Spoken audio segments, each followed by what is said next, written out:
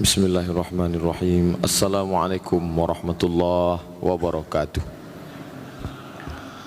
Alhamdulillahirabbil alamin, wassalatu wassalamu ala asyrafil anbiya'i wal mursalin sayyidina wa maulana Muhammadin wa ala alihi wa sahbihi wa man tabi'ahu ila yaumiddin. Bapak-bapak, ibu-ibu, hadirin hadirat, alim ulama, cerdik pandai, tokoh masyarakat, para pendengar radio Islamic Center yang dimuliakan Allah Subhanahu wa taala. Jika bulan Zulhijjah itu banyak amalan-amalan Nabi Ibrahim di dalamnya, dari mulai kurban, Idul Adha, maka bulan Muharram itu peristiwa besar terjadi pada Nabi Musa alaihi salam. Bulan Muharram terkenal dengan peristiwa besar terjadi pada Nabi Musa alaihissalam. Bahkan ketika Nabi Muhammad pindah sampai ke Madinah Al-Munawwarah yang waktu itu namanya Yathrib, lalu Nabi melihat orang-orang Yahudi. Ada 3 Yahudi yang besar di Madinah: Bani Nadir, Bani Quraizah, Bani Qainuqa. Ada 2 kampung, satu namanya kampung Bani Quraizah, satu lagi kampung Khaybar.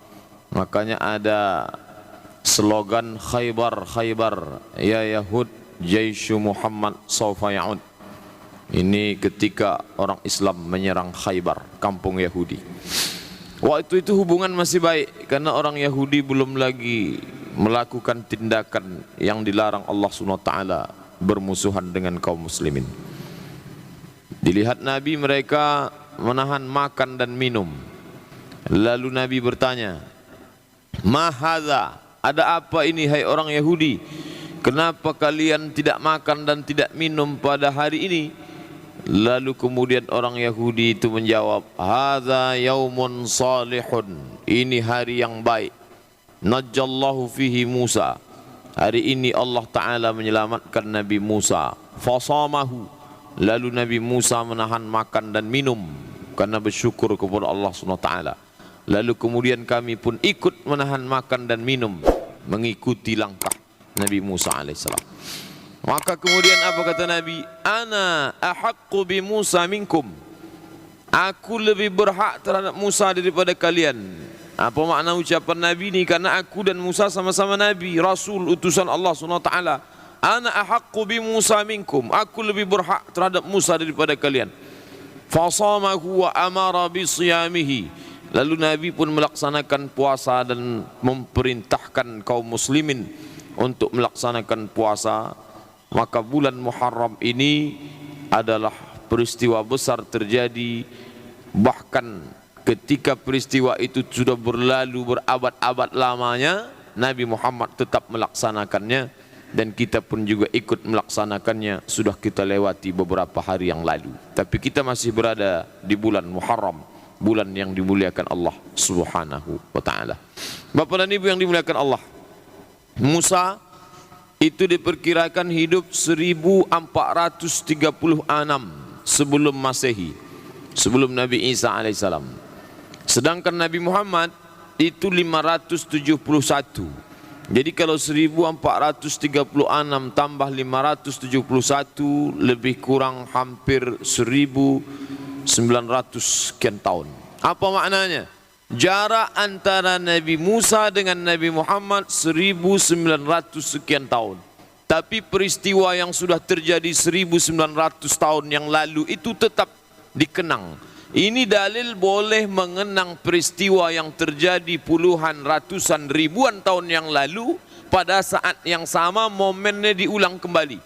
Begitu kata Imam Ibn Hajar Al-Asqalani ketika membahas tentang memperingati satu peringatan, padahal peristiwanya sudah terjadi, diulang balik. Tapi mengulanginya itu bukan, kalau kematian bukan untuk mengulang kesedihan, tapi untuk mengambil momennya untuk bersyukur kepada Allah Subhanahu wa ta'ala. Kalau jarak dari Nabi Musa ke Nabi Muhammad 1900 sekian tahun, lalu berapa jarak antara kita dengan Nabi Musa? Maka 1900 tambah sekarang kita dengan Nabi Muhammad 1435. Berarti jarak kita lebih kurang 3400 tahun yang lampau.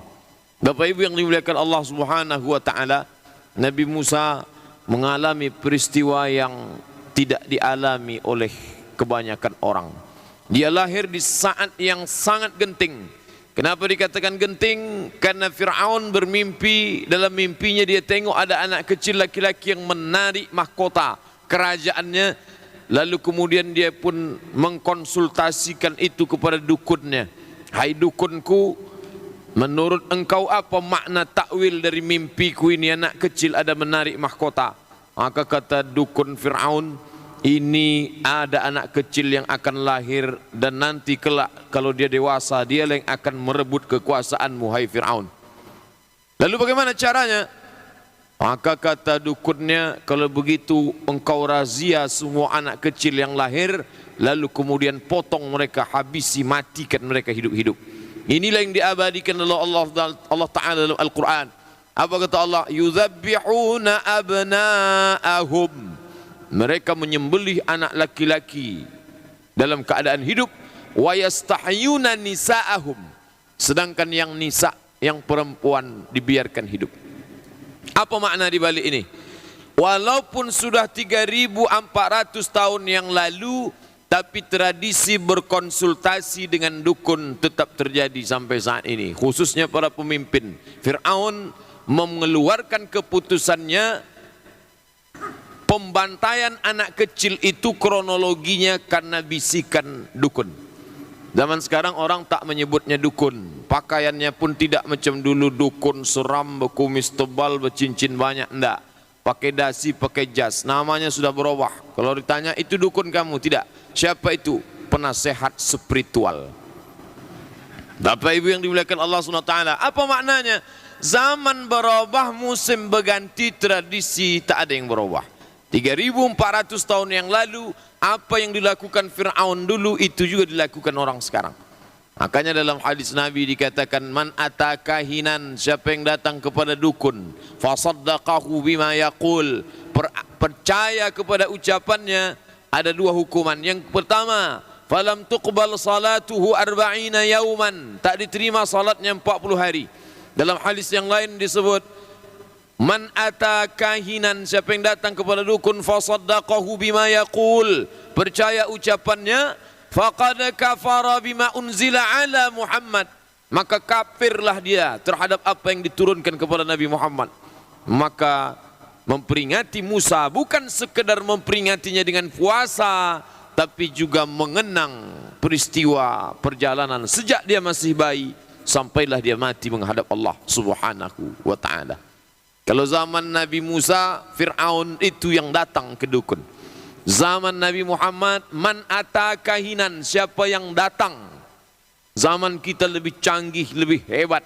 Orang tak lagi datang ke dukun. Dukun tu yang datang ke tempat kita. Datang dia ke rumah kita, masuk dia ke kantor kita, masuk ke dia ruang tamu kita, masuk dia ke HP kita. Ketik rek spasi dukun, kirim ke 9090. Apa maknanya? Mungkin bapak ibu insya Allah kuat, tak tergoda dengan itu. Tapi anak-anak kita, keponakan kita yang lemah iman, yang masih sekolah, yang usia remaja, yang mereka bersentuhan dengan internet, ditutupnya pintu kamar, siapapun tak menengok, lalu dia konsultasi di situ, www.ramalan.com. Bapak ibu yang dimuliakan Allah SWT, jadi ada hikmah di balik perjalanan Nabi Musa alaihissalam. Bagaimana Allah menyelamatkan Musa? Wa makaru wa makarallahu wallahu khairul makirin. Mereka membuat tipu daya. Allah Ta'ala memiliki tipu daya yang sangat indah. Kalau dukunnya beserta Fir'aun akan merazia anak kecil, dipotong lehernya hidup-hidup, maka bagaimana Allah menyelamatkan Musa? Wa auhayna ila ummi Musa, kami wahyukan kepada ibu Musa, an ardi'i, susukan anakmu. Nama ibu Musa itu Yohanes. Yohanes mendapat ilham dari Allah, hai Yohanes, susukan anakmu. Setelah disusukan, fa in khiftu alaihi fa'alqihi fil yammi, kalau kau takut anakmu itu disembelih nanti oleh Fir'aun, fa'alqihi fil yammi, hanyutkan dia ke sungai Nil. La takhafi, jangan kau takut. Wala tahzani, jangan kau sedih. Inna radduhu ilaiki, nanti kami akan mengembalikannya kepada engkau. Waja'iluhu minal mursalin, dan kami akan menjadikannya sebagai minal mursalin, salah satu dari rasul utusan kami. Apa hikmah di balik ini? Peran seorang ibu. Tidak ada satu ayat pun menyebut dalam Quran Abu Musa, yang ada Ummi Musa. Apa maknanya? Islam mendudukkan perempuan di tempat yang terhormat. Laki-laki yang hebat, yang bisa memukulkan tongkatnya memancar 12 mata air, yang pernah memukulkan tongkatnya ke Laut Merah sehingga terbelah, yang menyelamatkan Bani Israel dari Mesir ke Palestina, itu nyawanya diselamatkan oleh siapa? Seorang perempuan yang katanya lemah, yang katanya tak punya kedudukan, Ummi Musa. Syaratnya bagaimana? Seorang ibu dapat berperan kalau hilang pada dirinya dua. La takhafi, jangan takut. Wala tahzani, jangan sedih. Dua inilah penyakit manusia sejak zaman Nabi Adam sampai saat ini, yang membuat orang stres, depresi, sakit jiwa, dan lain sebagainya. Sedih, keterlaluan, takut yang berlebihan. Makanya Allah menyebut dalam Al-Quran, ala inna awliya Allah, ketahuilah bahwa wali-wali Allah itu bagaimana sifatnya? La khawfun alaihim wa la hum yahzanun. Tak ada rasa takut, tak ada rasa sedih. Selama kita manusia, yang namanya takut, sedih ada. Tapi yang tak boleh itu adalah takut keterlaluan, sedih berlebihan. Sedih berlebihan, depresi, sakit jiwa, mati mendadak, mati muda, dan lain sebagainya. Efek penyakit. Makanya orang-orang yang kumat darah tingginya, naik gula darahnya, ketika konsultasi dengan dokter, Pak dokter, saya kan minum tehnya tak pakai gula, saya kan tak ada makan gulai kambing, kenapa ini tetap naik? Apa jawab si dokter? Kambing tak salah, teh manis tak salah. Di mana letak kesalahannya? Faktor psikologis. Apa itu faktor psikologis? Takut yang keterlaluan, sedih yang melampaui batas. Takut boleh, tapi jangan gara-gara takut miskin lalu menghalalkan segala cara. Sedih boleh, tapi larut dalam kesedihan tak boleh. Maka orang Islam itu besar musibahnya, dahsyat ujiannya, tapi ada yang maha besar tempat dia bersandar. Siapa itu? Allahu Akbar. Hebat ujian hidupnya, kecil dia di mata Allah, remeh di depan manusia, tapi dia tetap merasa besar. Kenapa? Karena dia tiap pagi, tiap petang, tiap malam, apa kata dia? Wajjahtu wajhiya, aku hadapkan wajahku. Kemana dia hadapkan? Bukan ke atasan, bukan ke direktur, bukan ke penguasa. Kemana wajahnya dia hadapkan? Lillazi fataras samawati wal ard, kepada yang menciptakan langit dan bumi. Bapak Ibu yang dimuliakan Allah SWT, maka takut boleh, tapi jangan terlampau takut, karena ada tempat kita yang mesti lebih takut. Sedih boleh, tapi jangan terlampau sedih, karena ada tempat bersandar yang menghilangkan kesedihan. Maka Nabi mengajarkan doa, Allahumma inni a'udzubika minal hammi wal hazan. Ya Allah, aku berlindung kepada Engkau minal hammi, dari susah hati, wal hazan, sedih yang keterlampauan, melampaui batas. Maka kata Allah Ta'ala kepada Yohanes, la takhafi, jangan kau takut, wala tahzani, jangan kau sedih. Lalu bagaimana? Hanyutkanlah anakmu ke sungai Nil. Bapak Ibu, tak dapat kita bayangkan seorang perempuan yang mengandung wahnan ala wahnin, lemah di atas lemah, setelah disusukan si anak, lahir dengan mengorbankan nyawa, titik peluh, keringat air mata, tiba-tiba anak yang baru lahir tadi disuruh hanyutkan ke sungai tanpa ada alat kontrol apa-apa. Seandainya itu terjadi zaman sekarang, mungkin hati si ibu bisa tenang. Diletakkannya anak itu ke dalam kotak, dihanyutkannya, tapi dipasang di situ alat, dipasang GPRS, bisa tahu di mana anak itu berada. Tapi ini belum ada apa-apa. Tidak ada yang dapat mengontrol kemana nanti bayi ini akan hanyut. Apakah masuk ke dalam air ataukah dia akan mati.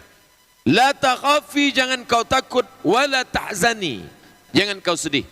Lalu Yohanes menghanyutkan anaknya ke sungai Nil. Apa hikmah di balik ini? Laki-laki yang tegar, perkasa, kuat, hebat, kalau sampai keyakinannya kepada Allah mengalahkan, kalah keyakinan dia dengan keyakinan ibu Nabi Musa, Yohanes, maka dia perlu malu menjadi laki-laki. Tapi ibu yang dimuliakan Allah Subhanahu wa taala, maka berbekal satu saja, janji Allah, maka dihanyutkannya lah anaknya itu. Tak ada satu pun yang dia pegang. Satu-satunya keyakinan dia menghanyutkan anaknya hanyalah berpegang pada janji Allah. Apa janji Allah? Inna radduhu ilaik, nanti kami akan mengembalikan anakmu ini kepadamu. Dihanyutkannya lah anak itu. Ketika dia menghanyutkan anaknya, bagaimana Allah menceritakan suasana kondisi hati Yohanes? Wa asbaha fuadu ummi Musa farigha. Ketika anak itu dihanyutkannya, asbaha fuadu ummi Musa farigha. Hati ibu Musa farigha, kosong. Kosong, hampa. Makan tak ingat, tidur tak lelap, apapun tak masuk ke kepalanya. Suaminya, anaknya tak dia pedulikan lagi. Farigha, kosong. Lalu apa yang ada di dalam? Musa, Musa, Musa. Begitulah perasaan seorang ibu berpisah dengan seorang anak. Bapak tak dapat membayangkan itu. Karena yang mengandung 9 bulan 10 hari tak lepas anak itu dari perutnya hanya seorang ibu. Maka ketika itu berpisah dari dirinya, asbaha fuadu ummi Musa farigha.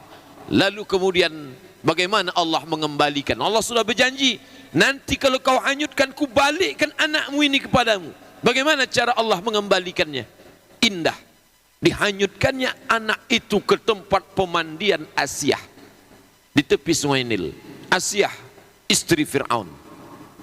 Lalu seorang ibu melepas anak dengan nama Allah dan yakin pada janji Allah, dihanyutkan kepada seorang perempuan yang lama merindukan seorang anak karena Asyah tak punya anak. Maka berjumpa dua kerinduan. Maka saat itu Allah mengembalikan anaknya kepada Yohanes. Bagaimana caranya? Setelah anak itu dibawa oleh Asyah, siang malam dia menangis tak henti karena ingin menyusu. Dipanggilkan ibu-ibu yang punya anak kecil untuk menyusukan bayi Musa, tapi dia tak mau berhenti menangis. Sampai akhirnya seorang perempuan menawarkan, bagaimana kalau Yohanes yang menyusukan? Disitulah Yohanes datang ingin menyusukan anaknya, dan dia tidak tahu kalau yang hanyut sampai di tempat pemandian Asyah itu anak dia.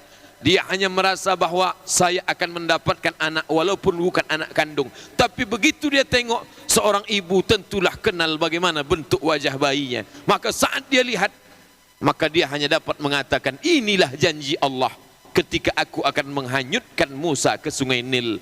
Allah berjanji, inna radduhu ilaiki, aku akan mengembalikannya kepadamu. Apakah Yohanes terbayang di kepalanya bagaimana Allah nanti akan mengembalikan anaknya ini? Tidak. Ketika dia akan mencampakkan anaknya itu ke sungai Nil, apakah terbayang di pikirannya? Atau dia bertanya, ya Allah, bagaimana kau mengembalikan anakku ini? Tidak. Dia tak tanya-tanya. Yang penting dia hanyutkan saja. Apa hikmah di balik ini? Kita disuruh berbuat. Buat urusan kita, urusan Allah, biarlah dia yang mengurus. Sementara umat Muhammad sekarang banyak yang terbalik. Ketika Allah suruh, dia tidak langsung lakukan. Kenapa? Dia terlalu banyak mengurus urusan Allah Subhanahu wa ta'ala. Kalau ku lakukan ini, bagaimana kau balasnya Allah? Bagaimana nanti? Bagaimana nanti? Bagaimana nanti? Yohanes tak begitu. Ketika Allah katakan susukan, disusukannya. Fa'alqihi fil yammi, dihanyutkannya. La takhafi, jangan kau takut. Wala tahzani, jangan kau sedih. Bapak dan Ibu yang dimuliakan Allah Subhanahu wa ta'ala, Allah menunaikan janjinya kepada Yohanes ibu Musa. Berapa kali mulut kita ini mengatakan, kau tak pernah ingkar janji, kau tak pernah ingkar janji. Bukan 2, bukan 3 kali. Setiap selesai mendengar azan, apa kata kita? Innaka la tukhliful mi'ad. Kau tak pernah ingkar janji ya Allah. Tapi ungkapan mulut kita, innaka la tukhliful mi'ad, tak seperti keyakinan ibu Musa, Yohanes. Bapak Ibu yang dimuliakan Allah Subhanahu wa ta'ala, lalu kemudian besarlah Musa di lingkungan istana Fir'aun. Di tengah seorang ibu yang penyayang bernama Asyah. Asyah wanita salihah, tapi ditakdirkan Allah Subhanahu wa ta'ala bersama suami yang sangat zalim di dunia. Makanya dengan kesalihannya Allah Ta'ala kabulkan doanya dan diabadikan dalam Al-Quran. Tak ada dalam Quran doa Fatimah, tak tak ada doa Aisyah, tak ada doa Khadijah, tak ada doa Sofiyah, tak ada doa Maryah, tapi doa Asiyah ada. Dia bukan istri wali, dia bukan istri ulama, dan dia bukan istri nabi, dan dia bukan istri rasul. Siapakah Asiyah? Istri Fir'aun. Apa doanya? Rabbi bnili indaka baitan fil jannah. Ya Allah, bangunkan untukku satu tempat dalam syurga. Wa najini min fir'auna wa amalihi. Selamatkan aku dari Fir'aun dan perbuatannya. Wa najini minal qaumiz zalimin. Selamatkan aku dari orang-orang yang zalim. Apa maknanya?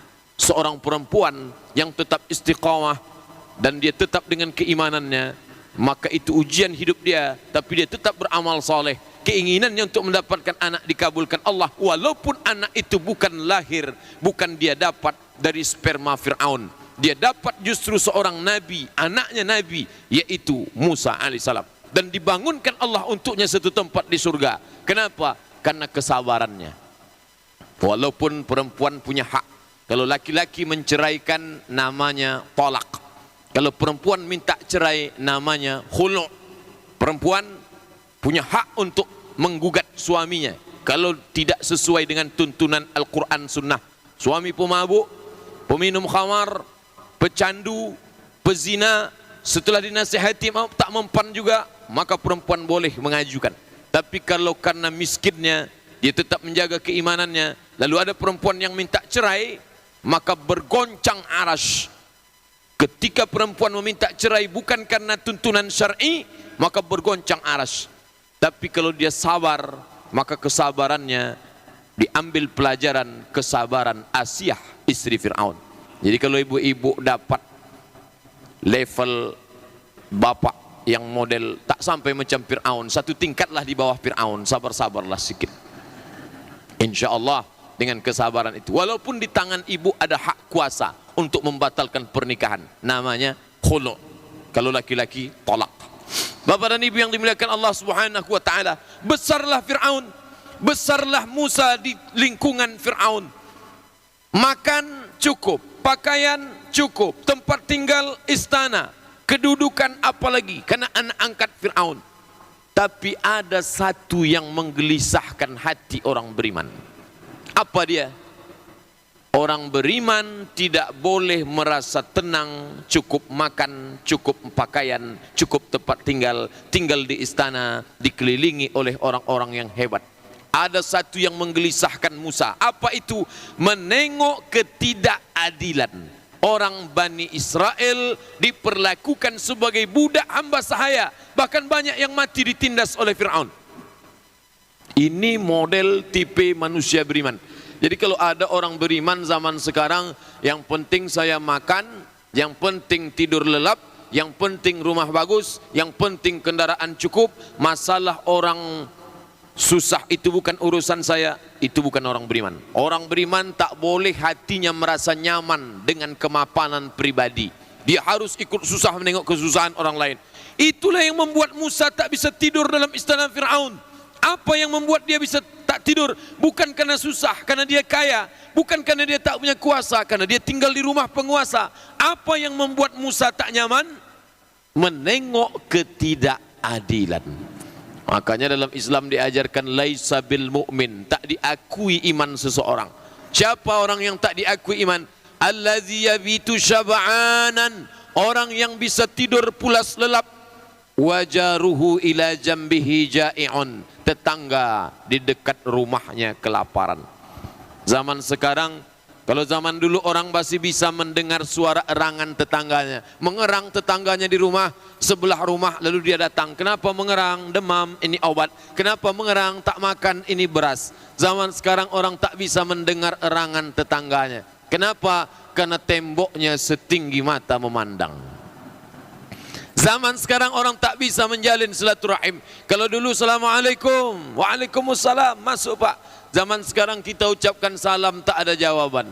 Yang ada tertulis di situ, awas anjing galak. Bapak Ibu yang dimuliakan Allah Subhanahu wa taala, oleh sebab itu orang yang nyaman dengan tembok yang tinggi, nyaman dengan makan pakaian jabatan kekuasaan, belajar dari Musa alaihi salam. Musa tak nyaman melihat ketidakadilan. Kadang saya kalau membaca, suka baca buku biografi orang-orang barat yang tidak muslim. Ada seorang dokter, hidup mapan, duit banyak, rumah mewah, keturunan orang kaya, tapi kemudian ditinggalkannya istananya, ditinggalkannya pekerjaannya karena untuk memperjuangkan rakyat Kolombia. Dialah teman seperjuangan Fidel Castro yang bernama Che Guevara. Ada semangat Musa dalam dirinya. Cuma satu saja yang tak ada dalam dirinya. Apa? Iman. Tak ada iman. Tapi semangat kemanusiaan ada. Orang yang tak bertuhan bisa tidur di dalam hutan rimba, digigit nyamuk, meninggalkan istana untuk menyelamatkan saudara-saudaranya. Tiba-tiba ada orang yang mengaku beriman, yang bolak-balik tiap hari, tiap malam dia ucapkan asyhadu an la ilaha illallah, asyhadu anna muhammadar rasulullah, yang didoakannya keliling dia, wassalamu alaina wa ala ibadillahi salihin. Tapi tak ada kepedulian. Bapak Ibu yang dimuliakan Allah SWT, kenapa Musa meninggalkan istana Fir'aun? Menengok ketidakadilan. Keluarlah Musa menyelamatkan, walaupun kronologinya ketika menengok berkelahi antara orang Koptik dengan orang Israel. Orang Koptik, orang Mesir, orang Israel suku dia. Ketika berkelahi dua ini, lalu Musa melerainya, kemudian dia tinju yang orang Koptik ini mati. Maka Musa ketakutan, dia pun lari. Bapak dan Ibu yang dimuliakan Allah Subhanahu wa taala, maka Nabi Musa membawa Bani Israel yang berada pada tindakan yang dilakukan oleh Fir'aun, diselamatkannya lah Bani Israel ini menuju Palestina. Berapa yang diselamatkan Nabi Musa alaihissalam? Jangan Bapak Ibu kita sangka 10, 20, 100, 200 orang, 1000 orang. Menurut riwayat, orang Israel yang dibawa oleh Musa dari Mesir ke Palestina itu jumlahnya 600.000 orang. 2 kali jamaah haji Indonesia. Itulah yang dibawa oleh Nabi Musa alaihissalam. 600.000 orang, bukan jumlah yang sedikit. Inilah yang mau diselamatkan, dibawa dari penindasan Fir'aun, mau dibawa ke Palestina. Maka ini juga menunjukkan bahwa orang beriman itu hijrah. Nabi Ibrahim hijrah dari Irak, Babilonia ke Palestina, dari Palestina ke Makkah Al-Mukarramah. Nabi Muhammad hijrah dari Makkah ke Yathrib. Sahabat Nabi hijrah dari Makkah ke Habasyah, Ethiopia. Hijrah yang kedua dari Makkah ke Yathrib. Setelah Nabi Muhammad meninggal, para sahabat juga ada yang pergi. Sahabat Nabi yang bernama Amr bin As hijrah ke Mesir. Sahabat Nabi yang bernama Uqbah bin Nafi' hijrah ke Maghribi, Maroko. Sahabat Nabi yang bernama Hudzaifah ibn Yaman hijrah sampai ke Azerbaijan. Apa maknanya? Sahabat Nabi tidak menetap di satu tempat tertentu. Bapak Ibu yang dimuliakan Allah SWT, Nabi Musa hijrah menuju Palestina. Dibawanya lah Bani Israel. Ketika dia membawa Bani Israel, lalu kemudian menyeberang Laut Merah, diselamatkan Allah SWT. Diselamatkannya Bani Israel bersama Musa itu tepat di bulan Muharram, dan tanggalnya tepat pada Ashura. Wahid, Isnin, Selasa, Arba'ah, Khamsah, Sittah, Sab'ah, Thamaniyah, Tis'ah, Asyarah. Asyarah 10, Ashura yang ke-10. Bapak dan Ibu yang dimuliakan Allah Subhanahu wa taala, sampailah di gurun pasir Sinai. Gurun pasir ini lautan pasir. Kalau kita tegak di situ tak bertepi. Sekelilingnya pasir. Ditengok seperti air yang bergelombang. Padahal itu hanya fata morgana saking panasnya. Cuaca amat sangat panas. Maka orang yang diselamatkan ini pun menggerutu. Ini menunjukkan bahwa menjadi pemimpin membawa orang tak selamanya orang berterima kasih kepada kita. Seperti yang dialami Musa. Diselamatkan dari Fir'aun, bukannya mereka berterima kasih, marah menggerutu kepada Nabi Musa. Musa, kenapalah kau bawa kami ke gurun pasir yang tandus, tak ada air, tak ada makanan ini? Kalaulah dulu kau biarkan kami di kampung Fir'aun, memang susah, tapi kami masih bisa makan, masih bisa minum, daripada kau bawa kami ke tempat tandus. Bapak Ibu yang dimuliakan Allah SWT, memposisikan jadi Musa seperti kuih bingka di bawah api, di atas api. Di bawah menghadapi umat, di atas menghadapi Fir'aun. Bapak Ibu yang dimuliakan Allah Subhanahu wa taala, ini yang dihadapi oleh Nabi Musa alaihissalam. Musa, tak ada air, bagaimana kami makan? Bagaimana kami minum? Maka kata Allah, idrib bi'asakal hajar, pukulkan tongkatmu. Famfajarat min husnata asyrata aina, memancarlah 12 mata air. Qad alima kullu unasim masyrabahum, mereka ada 12 suku, satu mata air. Mereka sudah tahu tempat airnya masing-masing.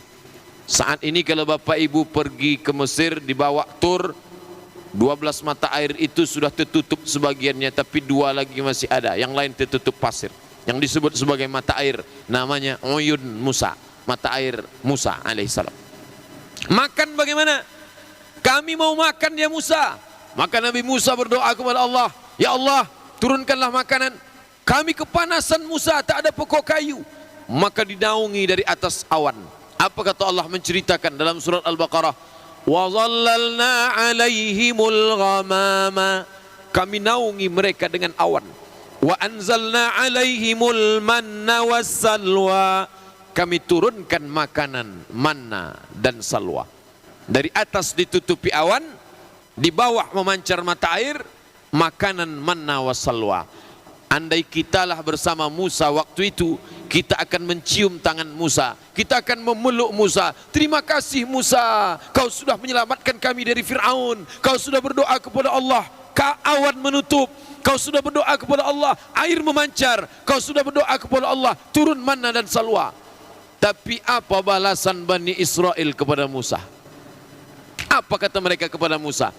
Ya Musa lan nasbir ala ta'amin wahid. Musa, kami tak sabar kami kalau cuma makan manna dan salwa saja. Pagi makan manna salwa, siang manna salwa, malam manna salwa. Lan nasbira, digunakan kata lan. Kalau la tidak, tapi kalau lan tidak akan. Lan nasbira ala ta'amin wahid, kami tak akan sabar kalau cuma satu makanan Musa. Fad'u lana rabbaka yukhrij lana, doalah engkau pada Tuhanmu supaya dia mengeluarkan kepada kami mimma tumbitul ardu, dari tanaman yang keluar dari tanah, mim baqliha wa qissaiha wa fumiha wa adasiha wa basaliha.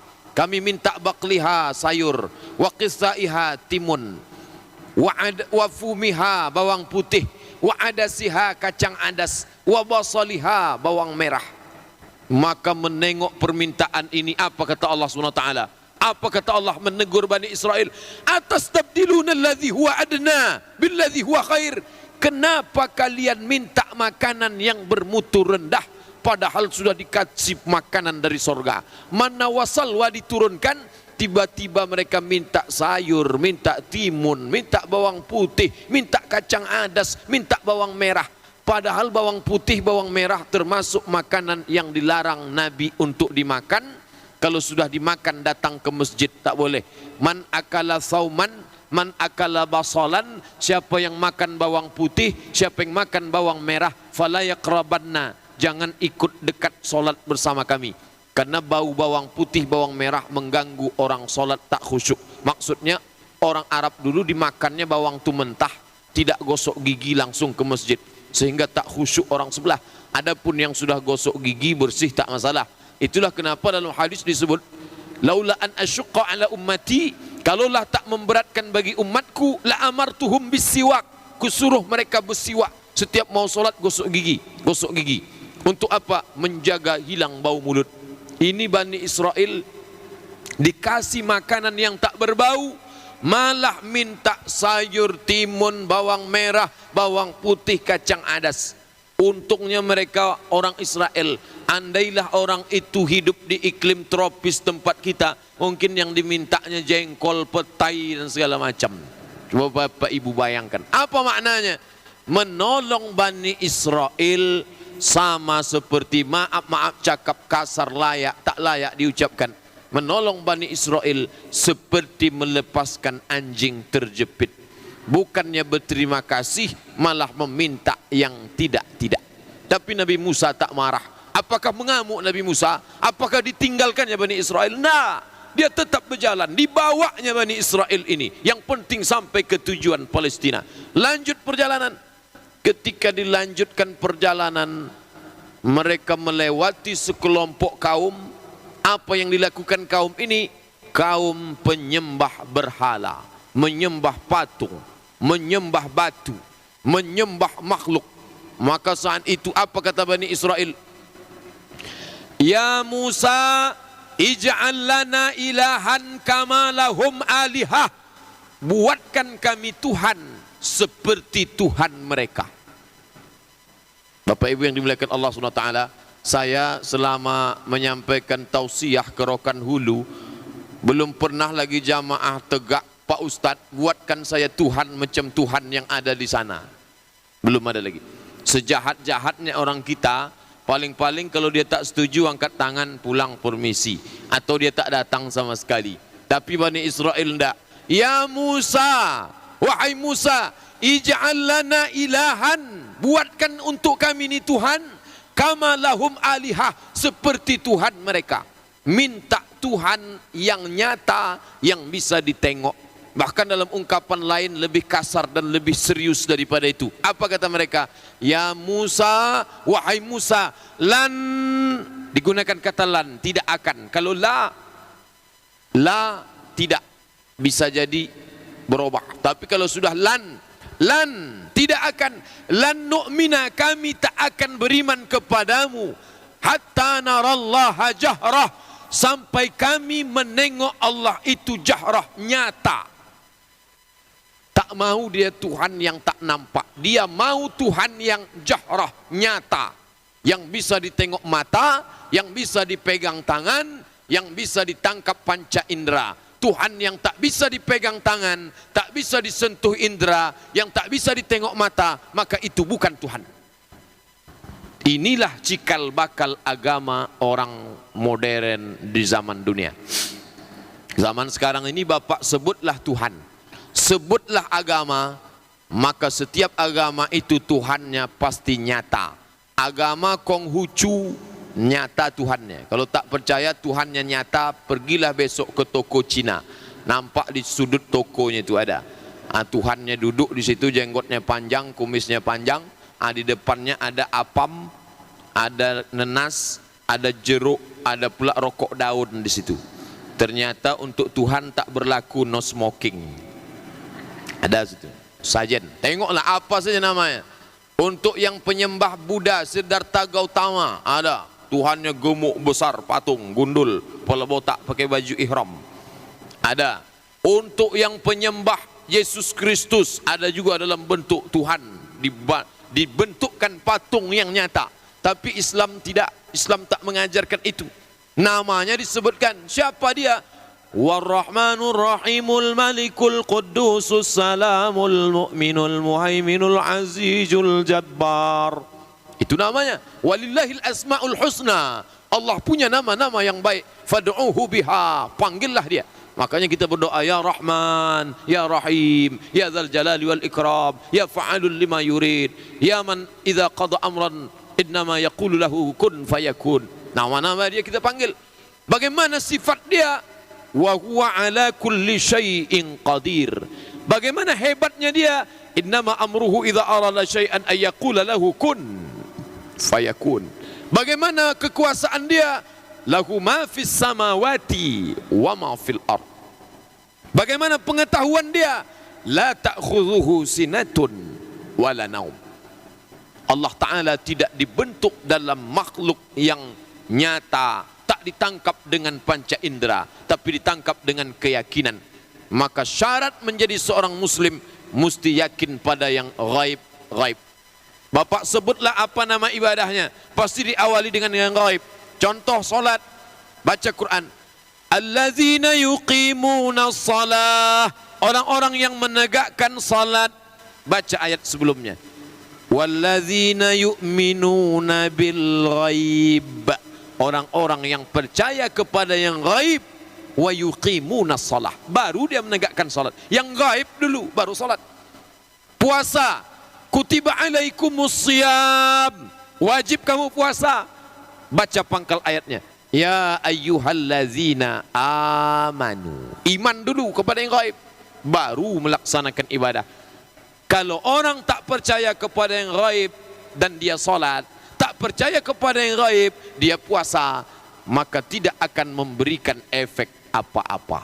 Itulah yang nampak puasa-puasa juga, solat-solat juga, haji-haji juga, nahi mungkar tak tercegah. Apa sebab? Karena tak percaya kepada yang gaib. Maunya dia, maunya Tuhan itu seperti ungkapan Bani Israel, lan nu'mina, kami tak akan beriman kepada engkau hatta narallaha jahrah, sampai kami menengok Allah secara nyata. Walaupun mulutnya tak mengatakan itu, mulutnya memang tak meminta mana Tuhan yang nyata itu, mana dia, tapi perilakunya mencerminkan orang yang tak percaya kepada yang gaib. Dia mau Tuhan itu yang nyata. Nauzubillah. Bapak dan Ibu yang dimuliakan Allah Subhanahu wa taala. Jadi kalau ada orang zaman sekarang perilakunya tak mencerminkan percaya kepada yang gaib, itulah perilaku orang Yahudi. Kenapa Yahudi ini yang dibahas? Karena memang orang Islam tiap hari, tiap malam, tiap petang, tiap pagi dia minta supaya dijauhkan dari jalan. Dua jalan. Jangan jalan Yahudi, jangan jalan Nasrani. Jangan jalan Yahudi, jangan jalan Nasrani. Mana doa itu Pak Ustaz? Ghairil maghdubi alaihim waladdallin. Jangan kau berikan kami jalan maghdubi alaihim, orang yang kau murkai, Yahudi. Waladdallin, bukan pula jalan orang yang sesat. Siapa itu? Nasrani. Kita pun mengaminkan beramai-ramai. Amin. Perkenankanlah ya Allah. Yahudi, Yahudi, mulutnya meminta jangan jalan Yahudi, tapi perbuatannya seperti jalan Yahudi. Apa itu? Ingin Tuhan yang nyata. Bapak Ibu yang dimuliakan Allah, mereka lanjutkan perjalanan. Lanjut perjalanan, melewati suatu kampung, ada orang yang mati. Anak kecil mati. Tapi anak kecil ini bapaknya kaya raya. Kalau bapaknya nanti mati, si anak ini penguasa tunggal. Tiba-tiba anak tadi mati. Tentu menjadi pertanyaan besar, siapa pembunuh anak ini? Tapi tak dapat diketahui entah siapa pembunuhnya. Maka melaporlah mereka kepada Musa. Karena dianggap Musa ini orang soleh, amalnya banyak, dekat dengan Tuhan. Musa, tolong kau selesaikan masalah kami ini. Ada anak kecil mati, bapaknya kaya. Siapa pembunuh anak kecil ini? Nabi Musa berdoa kepada Allah. Apa kata Allah? Innallaha ya'murukum an tadhbahu baqarah.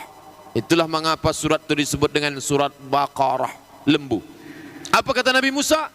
Innallaha ya'murukum an tadhbahu baqarah. Allah menyuruh kamu menyembelih baqarah, lembu betina. Kalau kitalah yang minta begitu, jumpa kita dengan Musa, Musa, kampung kami ini ada masalah nih, ada anak kecil mati, tak tahu pembunuhnya siapa. Lalu datang Musa mengatakan, innallaha ya'murukum an tadhbahu baqarah. Allah menyuruh kamu menyembelih lembu. Nanti setelah lembu itu disembelih, potong ekornya, lalu ekornya itu pukulkan ke anak tadi, nanti dia akan hidup untuk memberitahukan siapa pembunuhnya. Pembunuhku si fulan. Habis itu dia mati lagi, selesai. Tapi dasar Bani Israel, bukannya mereka langsung membeli, mengambil lembu, menyembelih lembu. Innallaha ya'murukum an tadhbahu baqarah, kata Musa. Allah menyuruh kamu menyembelih lembu. Lalu apa kata mereka? Ya Musa du'u lana rabbaka yubayyin lana mahi innal baqara tashabaha alaina. Musa, tolong tanyakan kepada Tuhanmu, tolong jelaskan lembunya itu berapa umurnya, karena lembu kami ini banyak.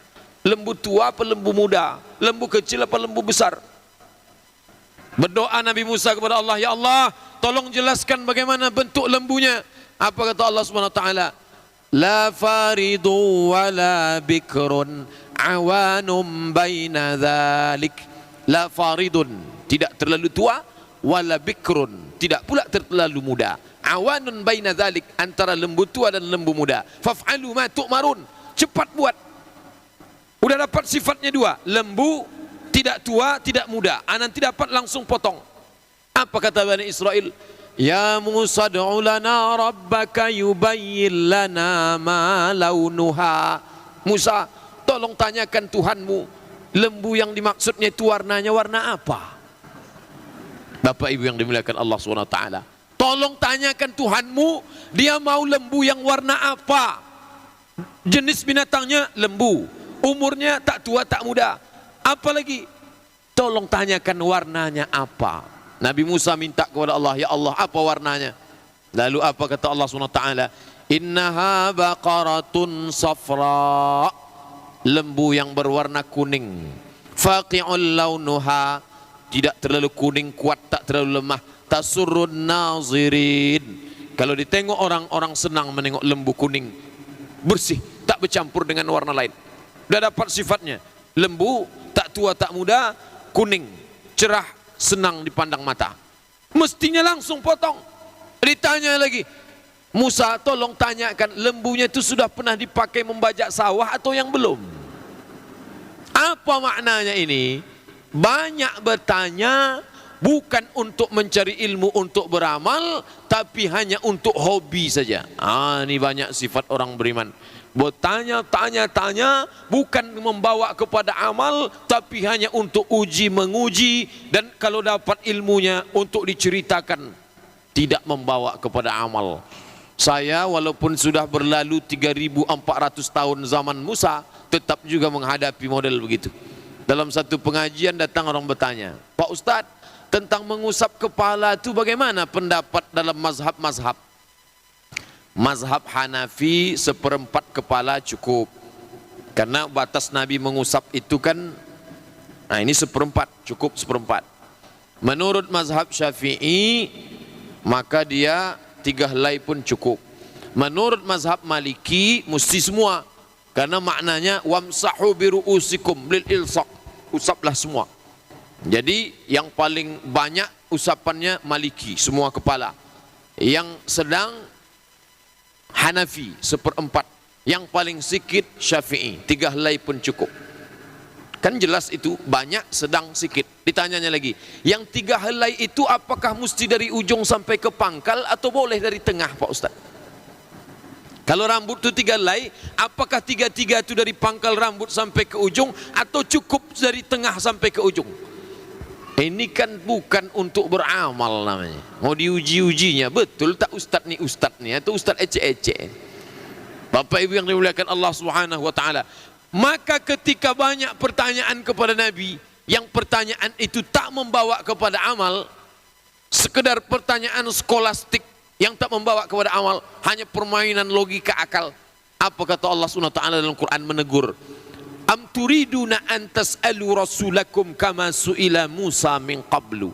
Apakah kamu mau bertanya kepada Rasul kamu Muhammad seperti pertanyaan yang ditujukan kepada Musa zaman dahulu? Bapak Ibu yang dimuliakan Allah Subhanahu wa taala. Ini contoh model tipe umat yang sudah berlalu 3.400 tahun yang lalu, tapi masih tetap sifatnya eksis sampai saat ini. Perjalanan dilanjutkan. Lanjut perjalanan, naiklah Nabi Musa ke atas bukit Tursina, karena dia disuruh Allah Ta'ala naik ke atas menerima wahyu.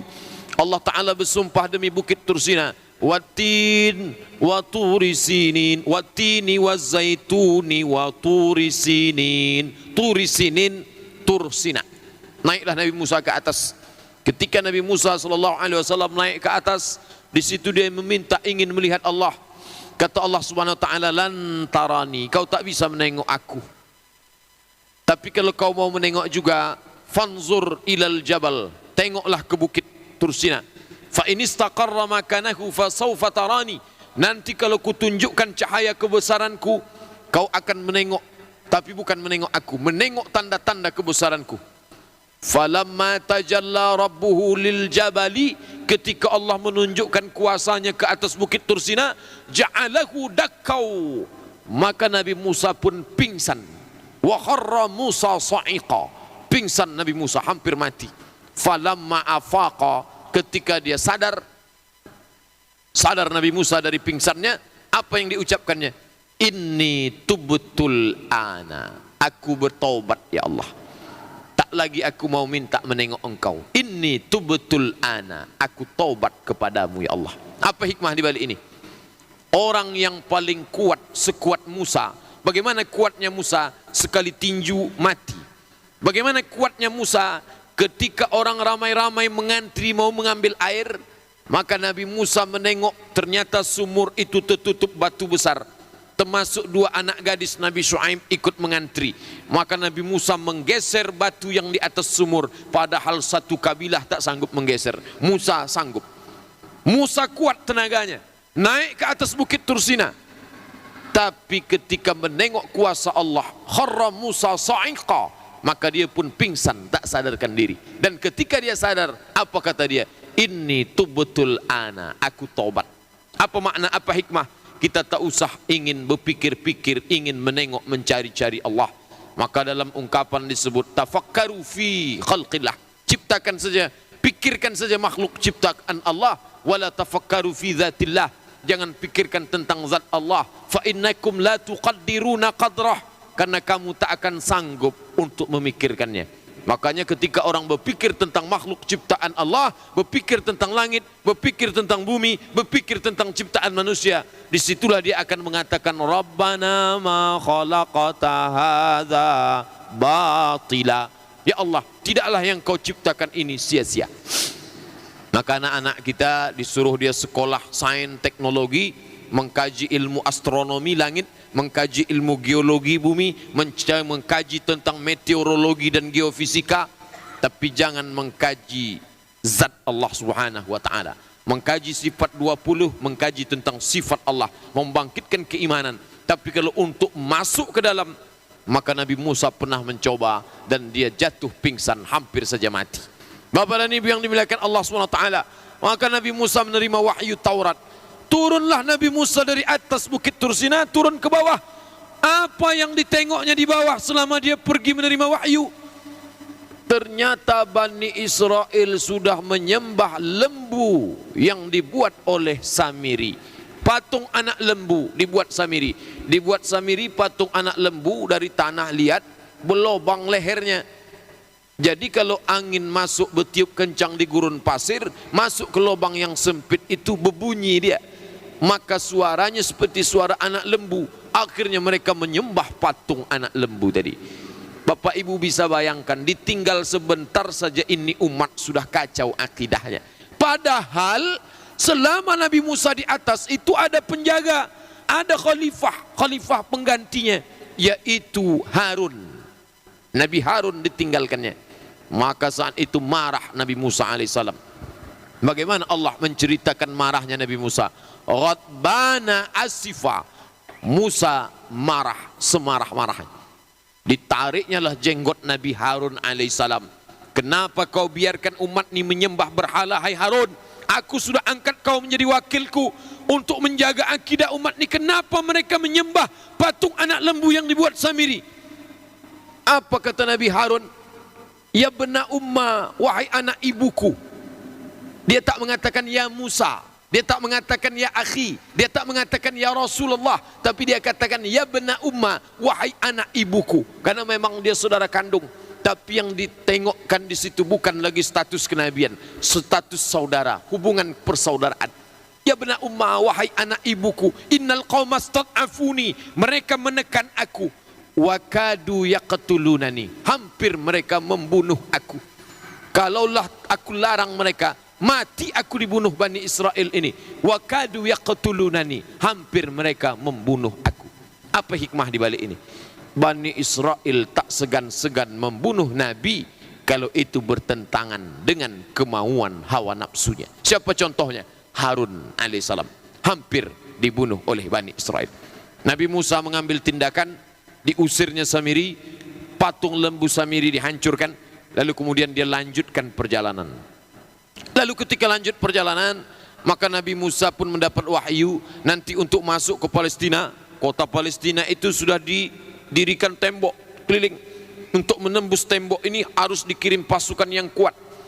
Nanti kata Nabi Musa, kita akan buat pasukan, atur strategi, kita akan masuk menuju tembok Palestina. Lalu kalian pun akan berperang bersama aku masuk ke dalam. Apa kata Palestina? Apa kata orang Israel mendengar ucapan Nabi Musa itu?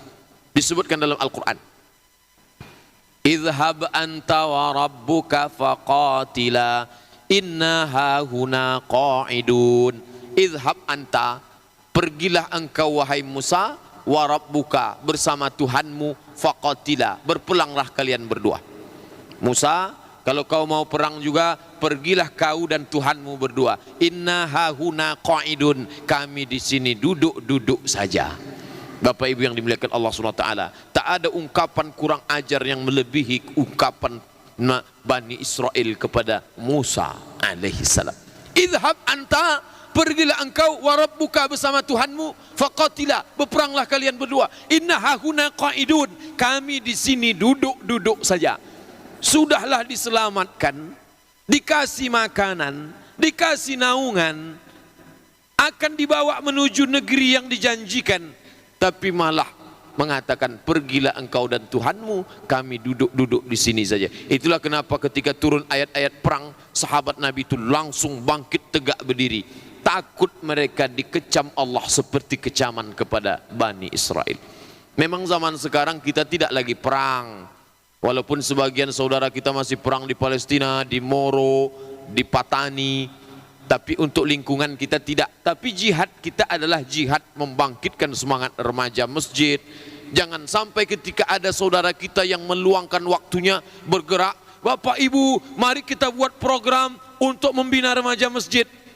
Lalu si bapak apa mengatakan, buatlah kamu dan Tuhanmu, kami duduk-duduk saja di rumah. Apa beda kita dengan ucapan Bani Israel? Kalau ada orang mengatakan ini masjid yang layak, ini standarnya macam Masjid Islamic Center Madani Pasir Pengarayan, mari kita buat, mari kita bangun, mari kita berusaha. Ada pula umat yang mengatakan silakanlah kamu bangun dengan pemimpin kamu, kami duduk-duduk saja, bukan urusan kami, yang penting kami sholat selesai. Bapak Ibu yang dimuliakan Allah SWT, maka sifat-sifat Bani Israel itu sengaja diceritakan dalam Al-Quran sedetail-detailnya. Padahal tadi kita sholat Isya 4 rakaat, tak ada ayat dalam Quran menyebut Isya 4 rakaat. Tapi kenapa kisah Musa begitu detail disebutkan? Supaya kita jangan mengikut sifat-sifat bangsa Bani Israel. Nabi Musa alaihissalam tak sampai membawa umat ini ke Palestina, karena dia mati di tengah jalan. Meninggal Nabi Musa di gurun pasir Sinai, tak sempat membawa orang Israel ke Palestina. Lalu kemudian perjalanan itu dilanjutkan oleh muridnya yang bernama Yusha bin Nun. Ya waw shin ain, Yusha bin Nun. Dialah yang membawa ini sampai ke Palestina. Saya ingin menceritakan ke bapak dan ibu apa maknanya bahwa perjalanan seorang hamba Allah yang bernama Musa penuh dengan kesulitan. Walaupun dia menolong orang susah, tapi yang susah tadi tak sadar diri, tak tahu diuntung ditolong. Begitu yang dialami Nabi Musa alaihissalam. 5 nabi ulul azmi, Nuh, Ibrahim, Musa, Isa, Muhammad. Yang 2 ini tak jumpa. Nuh tak jumpa dengan Bani Israel, Ibrahim pun tak jumpa. Kenapa Ibrahim tak jumpa? Karena Israel itu anak cucu cicit Ibrahim. Ibrahim punya anak namanya Ishak. Ishak punya anak namanya Yakub. Yakub ini namanya 2. Satu Yakub, satu Israel. Isra artinya hamba, Il artinya Allah. Israel hamba Allah. Maka cucu cicit dari Israel itu disebut dengan Bani Israel. Maknanya cucu cicit dari Nabi Yakub. Nabi Yakub punya anak namanya Yusuf. Yusuf ini punya saudara laki-laki namanya Harun. Harun ini punya anak namanya Musa. Musa punya adik namanya Harun. Bapak dan Ibu yang dimuliakan Allah SWT, Nabi Yusuf punya saudara namanya Imran. Imran ini punya anak namanya Musa. Musa punya saudara namanya Harun. Nabi Musa anak dari Imran. Imran anak dari Yakub, Yakub anak dari Ishak, Ishak anak Ibrahim. Maka nasabnya sampai ke bawah. Bapak dan Ibu yang dimuliakan Allah Subhanahu wa taala. Lalu kemudian itulah kenapa Ibrahim tak jumpa, karena anak cucu keturunan dia. Tapi Musa jumpa, Isa jumpa, Muhammad jumpa. Kita sudah bahas bagaimana pertemuan Musa. Bagaimana dengan Nabi Isa?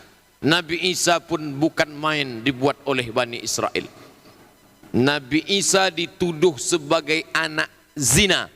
Apa kata mereka dalam surat Maryam? Allah Ta'ala sengaja membuat 2 surat yang berkaitan dengan Isa. Satu nama ibunya surat Maryam, satu nama datuknya surat Ali Imran. Imran itu datuk Nabi Isa alaihissalam. Ini menunjukkan bahwa Quran itu bukan buatan Nabi Muhammad. Kalau Quran itu buatan Nabi Muhammad, tentulah dibuat nama surat Abdul Muttalib, surat Khadijah, surat Aminah. Tapi dibuat di situ surat Maryam dan surat Ali Imran. Kenapa begitu? Karena memang Bani Israel mengejek ibu Nabi Isa, Maryam. Bukan tanggung-tanggung. Apa kata mereka? Ketika ditengoknya Maryam hamil tak punya suami. Makana abuki mura'a sau'in. Bapakmu bukan orang jahat. Wa makanat ummuki baghiya. Ibumu bukan wanita tunasusila. Bapakmu bukan orang jahat. Ibumu bukan wanita tunasusila. Ayat itu tak ada sambungannya. Kenapa tak disambung? Karena kalau disambung bunyinya tak layak dalam kitab suci. Bapakmu bukan orang jahat, ibumu bukan wanita tunasusila. Kalau disambungkan, kenapa kau mengandung anak hasil zina? Bapak Ibu yang dimuliakan Allah SWT, Maryam diam. Maryam tak menjawab apa-apa. Maryam hanya disebutkan Allah dalam Quran, fa'asyarat ilaih, ditunjuknya lah anaknya yang baru lahir. Ditunjuknya lah Isa yang baru lahir. Fa'asyarat ilaih. Ketika Maryam menunjuk anak yang baru lahir itu, makin marah Bani Israel. Apa kata mereka? Kaifa nukallimu man kana fil mahdi sabiyya. Bagaimana kami mau bicara dengan anak kecil yang ada di buayan? Gila kamu nih Maryam. Kau suruh kami bicara dengan anak kecil, kau tunjuk begini. Kaifa nukallimu man kana fil mahdi sabiyya. Bagaimana kami mau bicara dengan anak kecil yang masih di buayan? Saat itu Allah menunjukkan kuasanya. Anak kecil yang ada di buayan itu berbicara. Apa kata Nabi Isa? Inni abdullah, aku ni hamba Allah. Ataniyal kitab, dia memberikan Alkitab kepada aku, yaitu kitab Injil. Bapak dan Ibu yang dimuliakan Allah SWT, Bani Israel menuduh berzina Maryam sehingga menghasilkan anak zina. Na'udzubillah. Nabi Muhammad SAW menempatkan Nabi Isa di tempat yang sempurna. Dia bukan anak Allah dan dia bukan pula anak zina, tapi dia adalah Rasul utusan Allah Subhanahu wa ta'ala. Bagaimana puncak perlakuan mereka? Yang paling jahatnya lagi adalah berkomplot Bani Israel dengan Raja Romawi, Raja Herodes. Herodes tak suka dengan Isa karena dia mengganggu politik. Sedangkan orang Israel tak suka karena Nabi Isa mengkritik agama mereka. Maka berjumpa dua kekuasaan, satu agama, satu politik. Tapi untuk menangkap Nabi Isa payah, karena Nabi Isa ini dikelilingi oleh Hawariyun, penolong-penolong yang setia. Tapi ternyata di antara bulu kambing yang putih itu ada satu bulu kambing yang hitam. Ada pengkhianat, nama pengkhianatnya Yudas Iskariot. Disogoklah Yudas dengan 300 keping uang emas dengan syarat mau menunjukkan di mana persembunyian Nabi Isa alaihissalam. Maka berkomplotlah pasukan Romawi dengan orang Israel. Lalu Yudas ikut di dalam. Nanti kau tunjukkan Yudas mana tempat Isa bersembunyi. Lalu Yudas pun menunjukkan itu rumahnya. Maka kemudian Yudas disuruh oleh tentara Bani Israel, masuklah engkau ke rumah itu, tengok ada tak Isa di dalam. Nanti kalau sudah ada kau kasih kode, kami akan masuk ke dalam. Ketika Yudas masuk ke dalam, disitulah Allah menunjukkan kuasa. Dirobahnya wajah Yudas menjadi wajah Isa alaihissalam. Masuklah mereka ke dalam menangkap. Maka yang ditangkap itu bukan Isa, tapi yang mereka tangkap adalah Yudas Iskariot yang berkhianat. Maka pengkhianat balasannya adalah di tiang salib. Oleh sebab itu jangan berkhianat. Nanti kalau berkhianat balasannya mati di tiang salib. Bapak Ibu yang dimuliakan Allah SWT, apa kata Allah dalam Al-Quran? Wa ma qataluhu, mereka tidak membunuh Isa. Wa ma salabuhu, mereka tidak menyalib Isa. Wa ma qataluhu, mereka tak membunuhnya. Wa ma salabuhu, mereka tidak menyalibnya. Lalu siapa yang disalib itu? Walakin syubbiha lahum, ada orang lain yang diserupakan wajahnya dengan Isa. Siapakah itu? Yudas Iskariot. Itu apakah kata Al-Quran saja? Setahun yang lalu ditemukan manuskrip tulisan kuno di perkuburan tua di Turki. Akhirnya di situ tertulis Isa hamba Allah, seorang rasul, dan dia tidak mati disalib. yang disalib adalah Yudas Iskariot. Maka banyak orang yang menengok itu menjadi masuk Islam. Masih disimpan di museum Turki. Sebelumnya ditemukan lagi di tempat kampung namanya Qumran. Qumran itu di Yordania. Manuskrip juga yang menulis bahwa Isa bukan Tuhan, bukan anak Tuhan, tapi dia adalah Rasul utusan Allah, dan yang disalib bukan Isa. Sebelumnya lagi dijumpai Injil yang ditulis oleh salah satu murid Nabi Isa bernama Barnabas.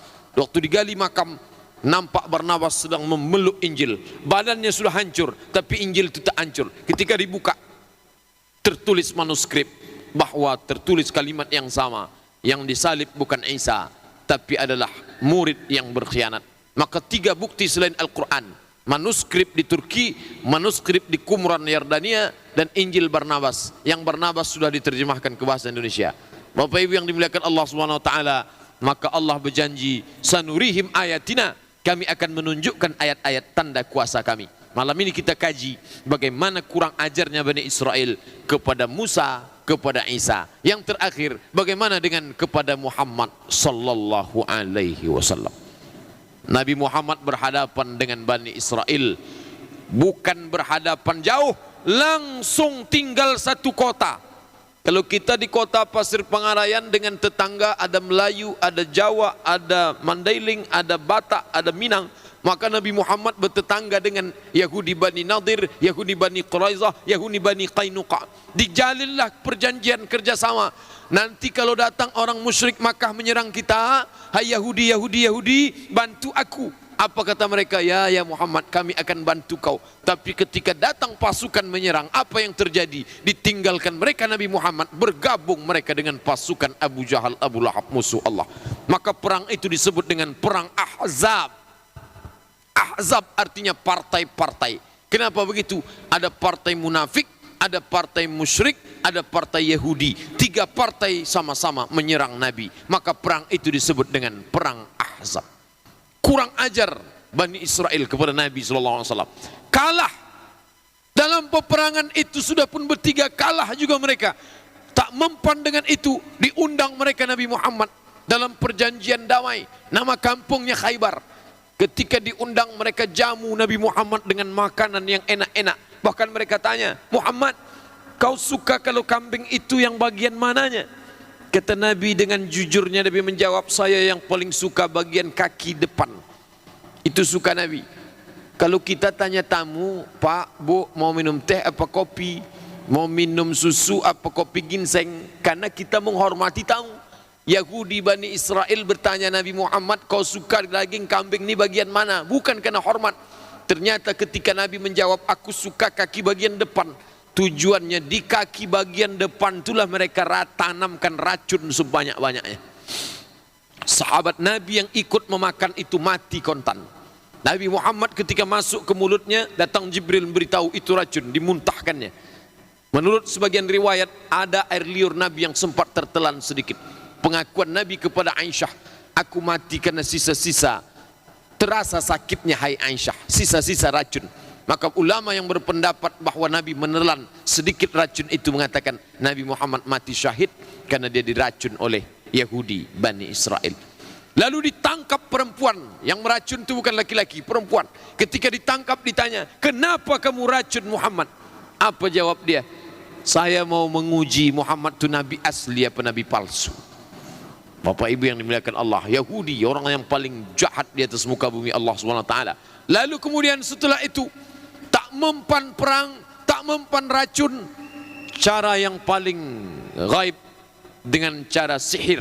Mereka sihir Nabi SAW.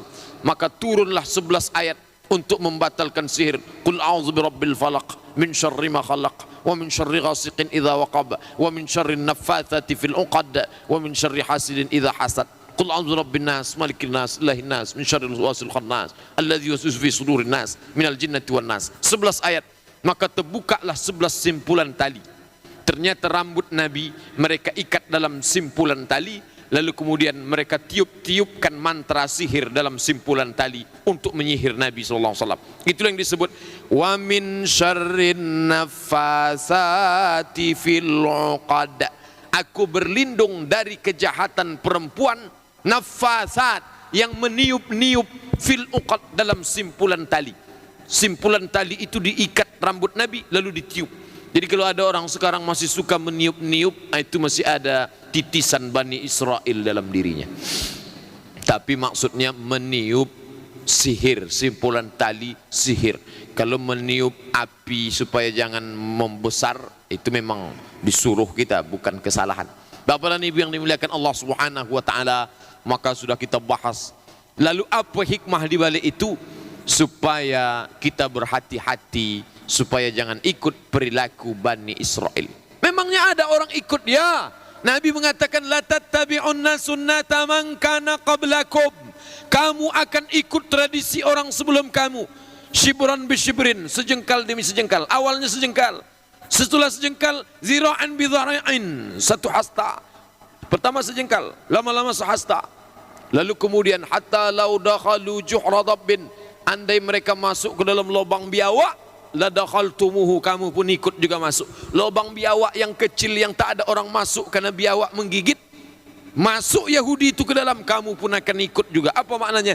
Tradisi-tradisi Yahudi.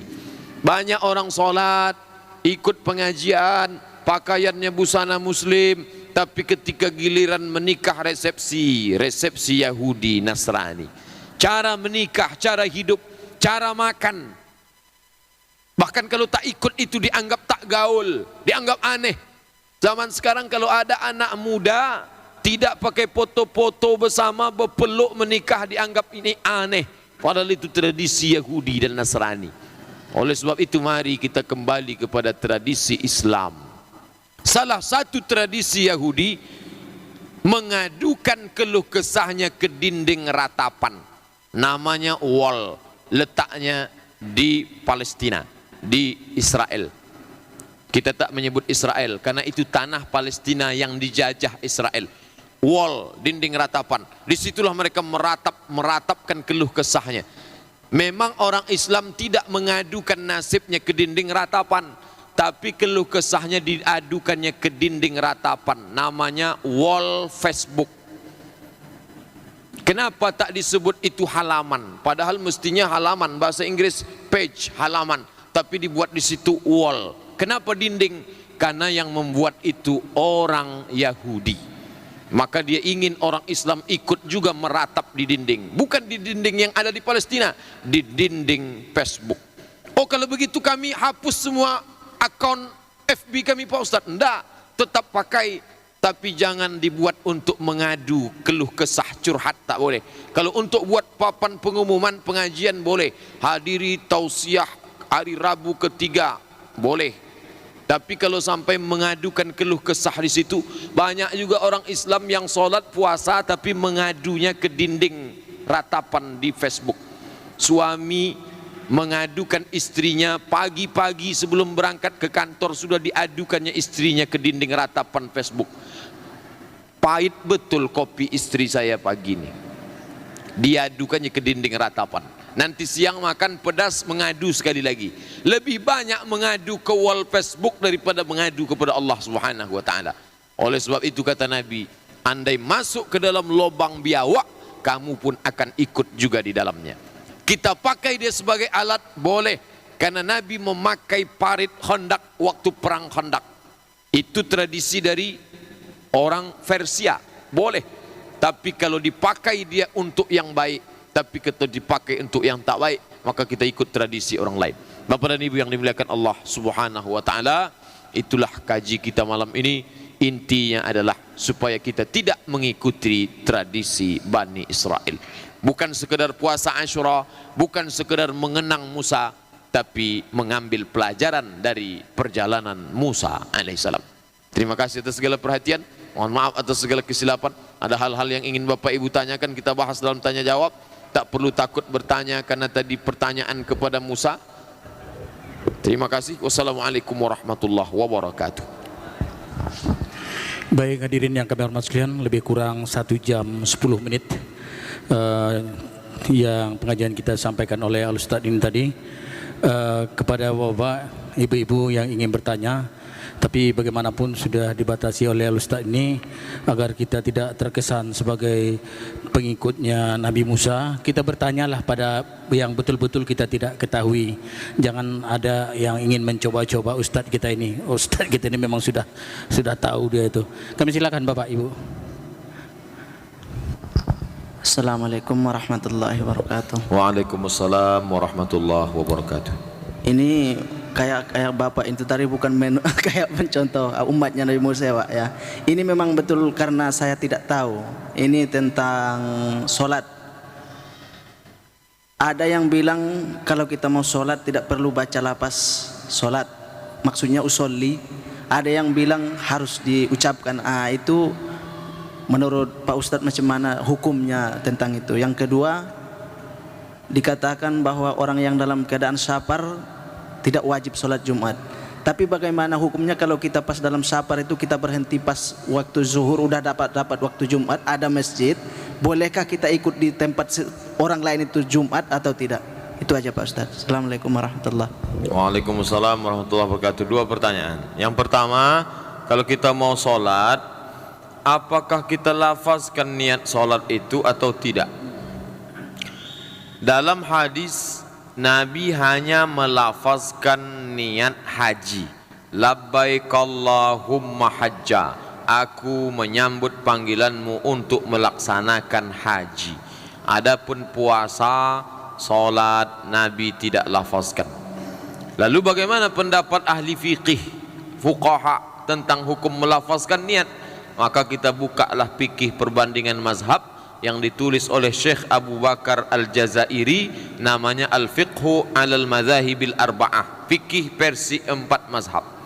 Menurut mazhab Maliki, melafazkan niat itu laisa bimasyru', tidak disyariatkan. Menurut mazhab Hanafi, melafazkan niat itu bid'ah, tapi di ujungnya illa, kecuali. Baik Maliki maupun Hanafi mengatakan illa, kecuali lidaf'il waswasah, untuk menolak waswasah boleh melafazkan niat. Sedangkan mazhab Syafi'i melafazkan niat itu mustahab, dianjurkan. Fungsinya apa? Untuk menolak waswasah, supaya jangan sampai ketika kita sholat datang waswas. Kamu tadi sholat maghrib apa sholat isya? 3 rakaat apa 4 rakaat? Sholat jama' apa sholat qasar? Jadi makmum apa jadi imam? Sholat musafir apa sholat muqim? Maka untuk menolak waswasah itu, maka kita pun menetapkan sholatnya apa? Sholat isya. Usolli fardal isya. Berapa rakaat? 4 rakaatin. Jadi imam apa jadi makmum? Makmuman. Sholat ada apa sholat qadha? Adaan lillahi ta'ala. Tapi niat itu adalah yang ada di dalam hati. Lidah itu untuk menguatkan yang ada di sini. Ternyata teori mazhab Syafi'i itu dipakai orang sekarang. Bapak Ibu kalau ikut pelatihan motivator sukses itu, maka motivator itu mengajarkan kalau mau sukses mesti dilafazkan, saya mau sukses, salam sukses, ayo sukses. Apa fungsinya? Yang diucapkan lidah menguatkan yang di hati. Saya waktu mendengar motivator mengatakan saya hari ini harus sukses, padahal selama ini kita tak melafazkan itu, dilafazkan di lidah, gunanya untuk menguatkan yang di hati. Nah, jadi kalau kita dengar kawan kita sebelah nanti usolli fardal maghribi salasa raka'atin adaan ma'muman lillahi ta'ala, maka yang dia lakukan itu tidak keluar dari 4 mazhab. Yang tak boleh itu adalah tak satu pun ulama membuat, tahu-tahu dibuatnya sendiri. Itu selama masih ada yang membuat, maka karena ini imam-imam nih semuanya, tapi kalangan salaf Pak Ustaz, ini salaf semua nih, Hanafi, Maliki, Syafi'i, Hambali, semuanya kalangan salaf. Yang dimaksud dengan salaf itu 3 abad pertama. Khairul qurun, sebaik-baik abad, qarni, abadku. Summal ladzina yalunahum, seabad sesudah itu. Summal ladzina yalunahu, seabad sesudah itu. abad 1, abad 2, abad 3. 3 abad pertama ini disebut kalangan salaf. Maka orang yang mengikut Imam Syafi'i itu disebut kalangan salaf. Kenapa? Karena keempat-empat imam ini hidup 3 abad pertama. Imam Hanafi meninggal tahun 150 abad pertama. Imam Maliki meninggal tahun 179 abad kedua. Imam Syafi'i meninggal 204 abad ketiga. Imam Hambali meninggal 241 abad ketiga. Maka mereka ini masuk kategori kalangan salaf. Maka disebut dengan salafus salih. Pertanyaan yang kedua, kalau kita musafir gugur kewajiban solat Jumat, apa maknanya? Kita boleh meninggalkan solat Jumat. Boleh apa wajib? Boleh, tapi tak wajib. Jangan dipahami wajib meninggalkan solat Jumat. Enggak, kita boleh, karena Islam ini tidak memberatkan orang. Tapi kalau kita mau ikut solat Jumat berjamaah, tak salah. Kalau Ustaz pribadi, kalau menurut saya pribadi ikut solat Jumat. Kenapa? Mendengarkan wasiat takwa. Wasiat takwa dari khatib. Mungkin selama ini telinga ini tak masuk wasiat takwa, pengajian tak datang. Maka ketika mendengar wasiat takwa, itu untuk mendengarkan yang baik-baik. Tak lama khutbah, paling 20 menit. Habis itu solat Jumat. Kita pun musafir. Kalau musafir, apakah boleh dia menjamak Jumat dengan asar? Dalam kitab Al-Fiqhul Islami wa Adillatuh, buka nanti tentang bab solat musafir, Syekh Wahbah Zuhaili mengatakan boleh menjamak solat Jumat dengan solat asar, jamak takdim. Jadi habis solat Jumat itu nanti solat asarnya ditariknya, habis itu dia solat asar jamak takdim dengan Jumat. Jadi jangan ragu sedikit. Wallahu a'lam. Assalamualaikum warahmatullahi wabarakatuh. Waalaikumsalam. Pertanyaan saya berkaitan juga dengan sholat Pak Ustaz. Setelah kita melaksanakan sholat fardu, kita langsung melaksanakan sholat jenazah. Apakah sesudah sholat jenazah itu masih ada sholat ba'diyah? Demikian Ustaz. Assalamualaikum warahmatullahi wabarakatuh. Waalaikumsalam warahmatullahi wabarakatuh. Setelah salat fardu, biasanya jenazah dibawa orang, langsung imam itu memimpin salat jenazah. Apakah setelah salat jenazah itu kita boleh lagi salat ba'diyah zuhur? Ya, karena salat ba'diyah tidak disyaratkan langsung setelah salat zuhur. Maka salat jenazah itu tidak memutus hubungan antara salat zuhur dengan ba'diyah zuhur. Begitu juga andai terjadi malam, menguburkan jenazah malam, habis maghrib langsung. Apakah setelah salat jenazah itu tidak ada ba'diyah maghrib? Tetap. Bahkan salat ba'diyah itu boleh diqadha. Andai habis waktunya, maka salat sunat itu, salat sunat rawatib diqadha. Tapi yang pernah dilaksanakan Nabi yang qadha itu adalah qabliyah subuh.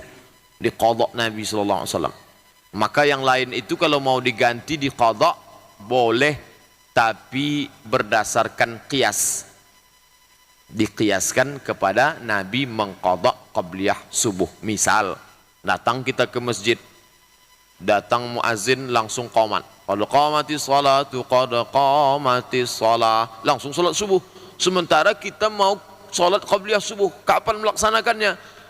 Maka dilaksanakan setelah salat subuh qadha. Tapi kalau itu di masjid yang tidak umum, orang tak paham, maka kita melaksanakannya di rumah atau nanti setelah waktu duha, mengqadha qabliyah subuh. Tapi kalau yang bagi yang sudah paham tak masalah, karena kalau tak paham nanti dianggap menimbulkan fitnah. Kenapa pula dia sholat setelah subuh? Ini aliran baru pula ini nampaknya. Karena orang kita ini karena udah saking banyaknya aliran-aliran ini, asal sedikit aja salah aliran baru. Allah baik, wallahu a'lam. Terima kasih perhatian Bapak dan Ibu. Mohon maaf atas segala kesilapan. Aqulu qauli hadza, astaghfirullah li wa lakum. Ada pertanyaan besok kita lanjutkan habis salat subuh insyaallah. Subhanakallahumma wa bihamdika asyhadu an la ilaha illa anta astaghfiruka wa atubu ilaik. Assalamualaikum warahmatullahi wabarakatuh.